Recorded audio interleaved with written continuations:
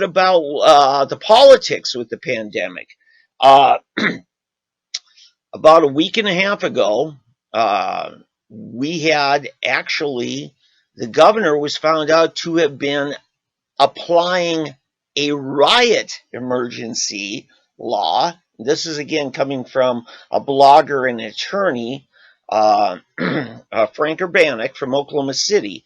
And shortly after he published that, the governor reconvened and called what we were supposed to call from the beginning a health emergency.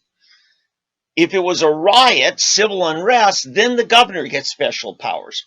But if you call for a health emergency, then the state health director, if you will, or whoever has, whatever you call that title, the state director, in this case, it would be our commissioner of public health, would actually have emergency rulemaking powers.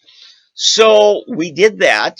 It also called for the legislature to convene within 48 hours at 8 in the morning. They did that Monday morning.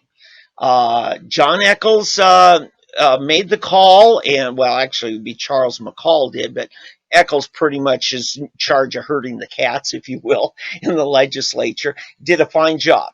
They organized the Monday morning meeting very well, very healthy, very structured, orderly, and they got a lot done in a very quick amount of time. Unfortunately, the Rule 15 that Eccles spearheaded the passage of just last month, he said, we're going to pass it, and then we're never going to use it. Sadly, the next day they met, which was this last Monday, they used it first thing. That calls for proxy voting. The reason why is you had about 10%, maybe 15%, that just for one reason or another couldn't or shouldn't be there. Okay? I don't have the inside details on that because, again, some of it may be private health history, and we respect that. But they certified the proxy voting, and it was a pretty thorough process of certifying it. And then they passed the governor's call. Governor doesn't get to just rule that we're in an emergency and just take power. The legislature has to agree with him and then grant him 30 days power. So we got that done. Again, the legislature at any time can revoke that.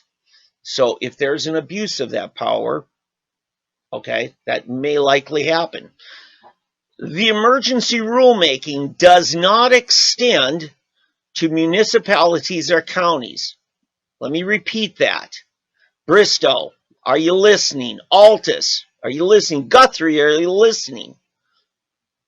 You don't get to call emergencies and have state statutes support whatever edict, especially you, Bristow, especially any of you who just have a mayor decides that he's going to be the king and start making rules like curfews, like you can't have visitors, or like you can't even stop and say hi to somebody 10 feet away on the street, or things like that. You can't say that a church can't convert their parking lot to a drive-in church service where everybody sits in their car and tunes into a low-frequency, low-power FM tuner and listen to the church and have some semblance of being community.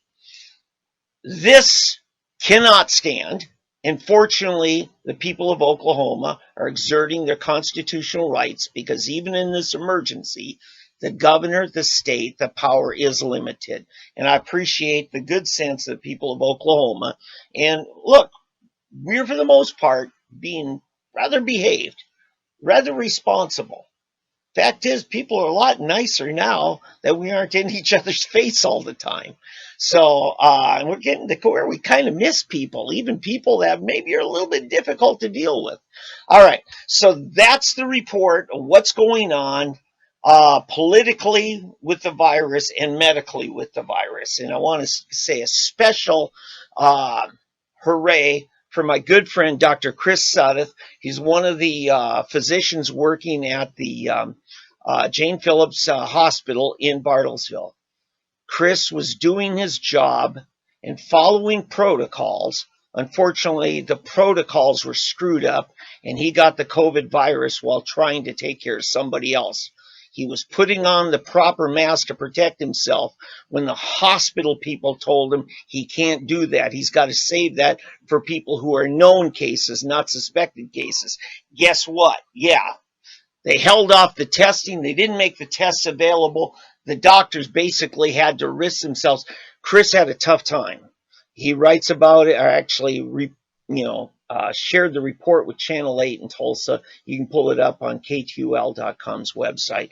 But Chris, you're a good man. You're a good Oklahoman. Chris has helped the legislature quite a bit on medical issues, especially mental health advocacy, and working with Senator Joe Newhouse on policy matters with some of the bills that Joe's been spearheading. So let's move on. Don't you get sick of talking about the virus? Don't you get sick about being the only thing in the news?